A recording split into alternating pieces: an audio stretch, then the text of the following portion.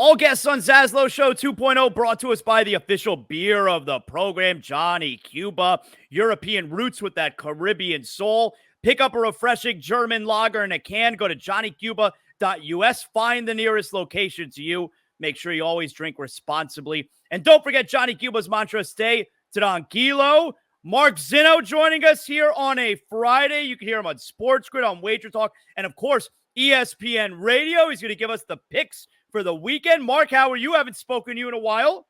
I know, Zaz. Well, you haven't spoken to me because you're out on the road now. You're big time. I mean, you left South Beach. You're going all over the country now. I mean, frequent fly miles out to you-know-what. I mean, good for you. That's right. I'm in Louisiana tonight, all right, because we got UCLA LSU on Saturday morning. Not easily the weakest game, I would say, of the 4 weeks that I've been on the road here. But let me tell you something, Zinno. If I'm coming to your town, it means your school is about to get your shit kicked in, because week number 1, the Hurricanes crushed the Gators. Week number 2, Texas crushed Michigan. Yeah. Week number 3 last week, Alabama kills Wisconsin. Yes. I think the streak, though, is going to end this weekend with LSU and UCLA, right? Yeah, I don't. Right? I mean, look, you still have some problems with that LSU defense. So I'm not 100% sold on them yet as a team that I can buy on. I thought they were going to be better. The USC game let me down. I thought Brian Kelly was going to have a better answer in that game, and he did not. I think Mitch Mouse is good. I don't know if he's that good. I thought Nussmeier was probably the better of the two quarterbacks coming into the season. But, credit to good old Lincoln Riley for pulling that one out. Have you ever been to Death Valley? I've never been. No, I have not. Yeah, I'm looking forward to it. I think it's what I hear Death Valley at night is the best atmosphere in college football, or at least one of them. But this is afternoon, but still, I'm looking forward to getting there. So that's going to be a lot of fun. I want you to help me pick some winners here. First, though, before we get to our plays, let me throw a couple NFL nuggets at you. The Bryce Young situation with Carolina. What do you make of what's going on there? You know me, Zaz. I'm always the guy who looks at the different angle on things. And look, I'm not going to sit here and defend the Carolina Panthers as an organization for the way they handled it. I am going to say they followed the same pattern everybody else did, and the only acceptable pattern in the current NFL model of drafting a quarterback in the first round is they play immediately. Now, that said, did you set him up for success? No. Did he have a good offensive line? No. Did he have a good running game? No. Did he have any reliable targets? No. All those things weren't there. But to sit there and blame the Carolina Panthers solely for this whole thing, it could be possible, and this might be crazy to most people, it could be possible that Bryce Young just isn't that good. He would not be the first-round quarterback to not be that good, and he certainly won't be the last. I'm old enough to remember Josh Rosen. I'm old enough to remember Jamarcus Russell. I'm old enough to remember Akili Smith. There's a lot of first-round quarterbacks who just don't pan out. That's just the reality. To sit there and chastise the Panthers as if they did everything wrong, like they made a mistake for throwing him in there. I heard on PTI with Kornheiser and Wilbon the other day that, we don't, you don't need to play quarterbacks in the first. No, yes, you do. The whole point of, and again, it was different 25 years ago when there was no salary cap, right? You could afford to let a guy sit, and they weren't paying these exorbitant amount of money that they're paying now. You have to know what you have, and you have to know fast. Otherwise, you're the Green Bay Packers overpaying the hell out of Jordan Love based off of 8 games, which was a terrible contract. It's a terrible decision, in my opinion. I'll stand by it. Now, Jordan Love may be very good, but you can't pay that guy that kind of money based off 8 games, especially when his first 9 games were god-awful last year. So, yeah, maybe it's just that Bryce Young isn't that good, and that C.J. Stroud was the real deal all along. He should have been the number 1 pick, and the Carolina Panthers would be in first place now, not in last place. Give me some thoughts here on what's going on with the Dolphins. See, if I was the Dolphins, I would have picked up the phone and called the Panthers. Could we get to it from you? I think the Dolphins, I absolutely think they're going to call and check on Bryce Young. Well, they said he's not trading him, but that said, you sort of have a smaller carbon copy of Tua, right? Like a smaller version of him.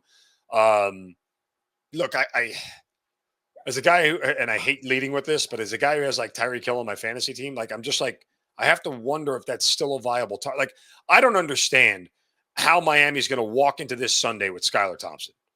Like, this isn't Tyler Huntley. This isn't like, the Red Rocket and Andy Dalton. This isn't even Jacoby Brissett.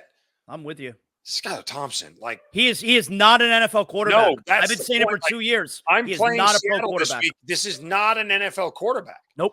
Like he might understand Mike McDaniel's system. He might be able to execute it in practice. It's not an NFL quarterback. Like what this should be obvious to most NFL executives that this guy is not there and should only be carrying a clipboard and collecting a paycheck for being a good-looking guy. Like that's, I don't know how they're starting him this week. I don't envision a world where the Dolphins win. Without Seattle imploding, I don't envision a world where the Dolphins win that game. Totally with you. All right, let's get to some college here. Best plays for Saturday. I got to pay this mortgage somehow, Mark. How are we doing it this week? Well, best bet for the week is Georgia Tech plus 10.5. Let me just give you the numbers because maybe the world hasn't learned yet that Brent Key, as head coach of Georgia Tech, as an underdog is pretty automatic. He's been the head coach of Georgia Tech for 22 games. He's been an underdog in 16 of them. It's only 13-3 against the spread with 10 outright wins. Does that sound good? Because he's been a double-digit underdog 10 times. He's 7-3 ATS with 5 outright wins. You're giving me 10.5 points on the road in a game, by the way, that I also think is going to sky over the total. A lot of points coming up in this one. Because guess what? Georgia Tech's defense is still not really that good yet. But yeah, give me 10.5 with Georgia Tech. I think that's where we're going first. BYU facing Kansas State. Now this number has come off the key number of 7. 7 is still theoretically a key number in college. We're down to 6.5, even with some 6s popping up in certain shops. Is this Avery Johnson kid, like, is this going to last? Like I saw him last week against Arizona. He looked really good, right? Mm-hmm. And Arizona looked really bad in a game that I thought was going to go over and did not because Arizona couldn't score. That said, I'm going to fade them going to Provo for a night game. Hey, Zaz, do you want to guess what BYU's home night game record is in their last 19 games? Is it bad? 17-2. Ooh. BYU is 17-2 at home in their last 19 home games at night. They don't lose in Provo at night. Okay. You don't walk into Provo at elevation at night and go win a football. Oh, everybody knows that. Everybody knows that. So give me the 6.5. It's down. I missed the 7. I don't care. Give me the 6.5 because this is the way this BYU probably wins outright or gets their doors blown off. Like if Avery Johnson and K-State are for real, they come out and they force BYU to play catch up. They score 2, get up 14-0 early. And then that's my worst fear is that they'll get up 14. But if they don't do that, guess what? They're in a dogfight the whole thing. There's a good chance they'll lose the game outright. So give me BYU. South Florida against the against the Gators. Against the U, against the U. Yep. We're very excited about the Hurricanes right now down here. Let me ask you a question. Mm-hmm. Are the Hurricanes too busy reading their own press clippings? I don't know. Their schedule. I don't know if. Well, yeah, South Florida could give them a fight, but I was going to say I don't know if we're going to find out this regular season. Their schedule is so easy, Mark. I get it. But I'm not saying Miami's going to lose the game. What I'm saying here is that South Florida gave Alabama a dogfight a year ago. And a couple weeks ago they did too. It was a 1-point game going into the fourth quarter. So, I mean, 16.5 too many. Sorry, U. I think the U wins, but I think South Florida covers. This may be closer than ever. Here's an interesting one. Don't know if I'll get to the window on it, but I certainly have my eye on it. Remember Memphis last week? Remember what they did? Yeah, beat FSU. Yeah, they went into Tallahassee and beat that team that used to be good called Florida State. By the way, somebody tell DJU, a.k.a. Van Wilder, it's time to graduate. Move on. Oh, he's Zinno. He stinks. My goodness. He's actually never been good. But that's neither here nor there. Different conversation. So Memphis goes into Florida State and wins. What do they got to do now? Go out on the road second straight week to go to play a service academy. I got a service academy at home getting 10 points. Now, here's the problem with this matchup.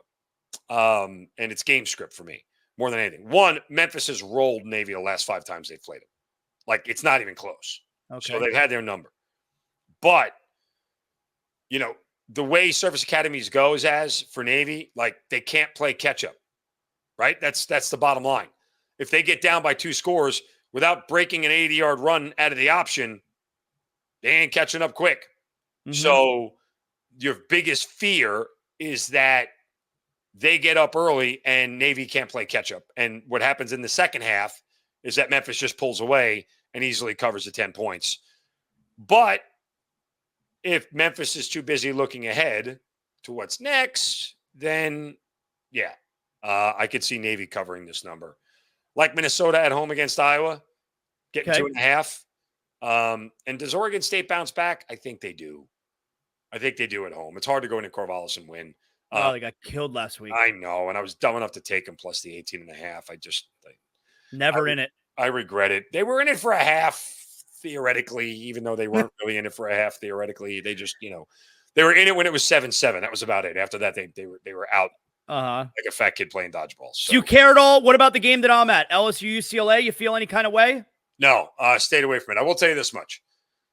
You're gonna the outcome of the Oklahoma Tennessee game is going to be decided in like the first 10 minutes. Okay. Plain and simple. Oklahoma's defense versus Tennessee's offense. Oklahoma doesn't have the offense to get in a track meet, right? They don't. Like, that's just not who they are this year. It's not the quarterback. It's not any of that stuff. So if they can keep Tennessee to like 7 points through the first quarter, they got a shot. They got a real shot. But if Tennessee touches the ball and Nico because I can't say his last name, it took me 3 years to say Uiagalelei. I can't either, yeah. Just give me a couple of years and I'll finally get it down. And they go up 14-0. Bye-bye. Bye-bye, Sooners. But again, the Sooners haven't been this big of an underdog since like the 70s at home. Like since 1970 something. Like, Burt Reynolds, playing quarterback. Good storyline there. Josh Heupel going back. Like, you got a lot going on there. That could be a good game. It's gonna be exciting. And oh, by the way, let's just make this. I have described this game as both of these coaches are on their knees with their hands tied behind their back and a gun to the back of their head in Starkville. As even though he's only 3 games in, he might have a longer leash. But what's his face at Mississippi State and Napier at Florida State? Napier might get executed right on the spot. Like, I thought he was going to be fired this past Monday. I did. I mean, it ought to tell you how bad Mississippi State is when they're a 6-point dog at home to a team with Florida that's got more problems than a math textbook. And if Florida loses this thing, oh my God. Mississippi State, honestly, think of Vanderbilt at their lowest point in the SEC. I think Mississippi State's worse than that this year. Really? I think Mississippi State is worse than that this year. It feels bad. Gators better get a win then. Let's look. Good stuff there, Mark. Let's look at Sunday. Let me ask you first. Do you feel any kind of way? Dolphins. We just said you don't like the Dolphins winning the game. Neither do I. Right now, the Dolphins. I don't even see what the line is on the 4.5. Okay, 4.5. So Dolphins getting 4.5 in Seattle. It's the second window of games. Do we like anything there? I mean, I would lay it with Seattle. In fact, I don't have a play on any of the late games. I'm going to the Sunday night game, so I'll be there to watch. Oh, okay, all right. Falcons Chiefs live. All right. Here's where I am. Most of the stuff I like is in the 1:00 games. I can't believe I'm saying this, but Tampa should easily take care of Denver. Why can't you believe you're saying that? Because I can't stand Baker Mayfield. There are certain. Oh, he's a fun story. You don't think he's easy to root for right now? He's a douche. Okay, I mean, just leave it at that. I mean, listen, he might be a douche, but he's playing really good quarterback, and he's super efficient right now. So I'm sure. And this Sean Payton is terribly overrated with the Broncos. Give me a break with that. I'm not going to say Sean Payton is terribly overrated. I'm just going to say he hasn't had a quarterback that's worth a darn. And I liked Bo Nix. I thought Denver would go. I think Denver could go over their 5.5 win total. I don't see it this week. I mean, I also have described the rest of this 1:00 window this weekend as a visit to the strip club because there's so much teasing going on. Like, look at how many phenomenal. All right, give me a teaser. Let me hear what you like. As long as what do you call it starts, as long as Justin Herbert is in and playing, like, give me the Chargers because the Steelers haven't won a game by more than 8 points in 2 years. And I think the Chargers are winning the game outright, by the way. That's number one. Chargers and Eagles. All right, so you could tease the Chargers to 7.5 and the Eagles. 8.5. Well, the Eagles are. Oh yeah, the Eagles are a dog. Yeah, Eagles are a dog. By the way, wow. Because I'm looking here, the Eagles opened a 2.5 point favorite. Can I tell you something? Look. Yeah. Okay. I may be dead wrong on this, and the people watching this show may come back and say, "Zaslow, don't ever have that idiot on again." And you will because you like me. But regardless, everything about this game sets up New Orleans to win it. Eagles on the road after a Monday night game. Terrible spot there. Eagles, terrible pass defense. What have the Saints been great at the last 2 weeks? Throwing the ball with high efficiency, play action. Eagles, no real pass game to speak of without A.J. Brown, right? So they can stack the box against Saquon, who, by the way, has never really been good against the Saints in his time against the Giants. It all just screams that the Saints should win this game. I think the Eagles are going to go in there and win. I genuinely think the Eagles are going to go in there and win. Like, is there a more desperate team? Forget the Bengals. Forget the Rams. Do you know, like, the mania that was in Philly after the way they blew that game on Monday night? Yeah. Oh, I'm sure. I'm sure. This is as back against the wall as Nick Sirianni and Jalen Hurts could be at this point in time. Barkley's blaming himself for the loss. Well, no, he shouldn't. They had no timeouts left. Run the ball on third down. Even if you don't get it, run the ball on fourth down and make them go the length of the field in 40 seconds with no timeouts. Yeah. It's simple coaching. Yep. And that's what that. So I like that. Minnesota, if Justin Jefferson plays, take them up to 8. Take them up to 8. And even at that, Tennessee at home, especially if it's Malik Willis, to 8.5 is luscious. Okay. Luscious. All right. By the way, so another tease there. Too. So Zinno's referencing again. That's another tease with Minnesota. Right. Minnesota right now is at 2. You could tease it to +8. And what's the other one you would attach? Tennessee getting 8.5. Tennessee. Okay. All right. My best teaser option: Chargers and Eagles. Done. All right. By the way, I didn't even realize until yesterday we got the Monday Night Football doubleheader this week. I love the Monday Night Football. By the way, can I just add one more thing to this Eagles-Saints matchup? Think about this. Just hit the rewind button 1 week. They play this game in New Orleans, Philadelphia versus New Orleans. Is there any world where the Saints are a 2.5-point favorite? No, of course not. It's an overreaction line.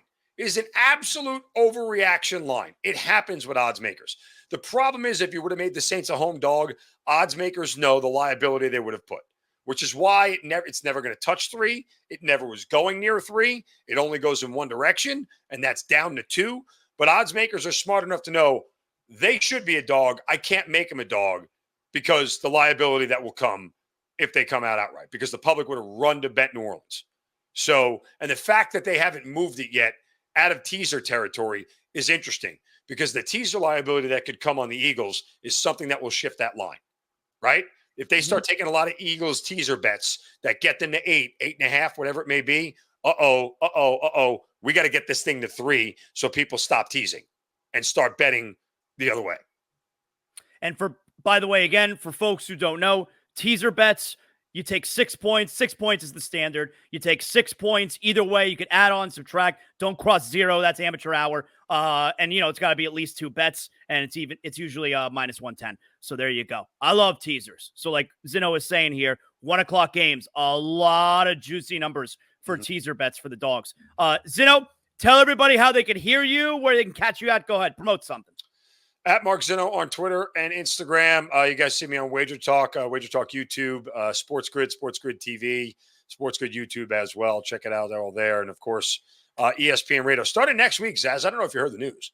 Starting next week, Monday through Wednesday, every single night. Now that our friend Amber Wilson is going out. Okay. You believe that they put me in that slot every Monday through Wednesday, 7 to 10 p.m.? I mean, who are these people who are in charge of this network? That's good. So you and Ian, Monday through Wednesday? It's crazy. All right. The New Yorker and the Texan. This is going to go well. All right. That's a good little spot there for you, Zinno. Excellent job. I like it. Thanks. Amber is on maternity leave starting after tonight. Friday night, it is her last show. We're doing Amber and Ian on the road, as I'm going to be in Baton Rouge. She's back at her home studio in very fake South Florida, Sarasota. And then she's maternity leave. I like Sarasota. There's nothing wrong with Sarasota, but it's not South Florida. It's not. It's Central. That's right. Zinno, excellent job. Thank you, pal. Appreciate you. You got it, brother.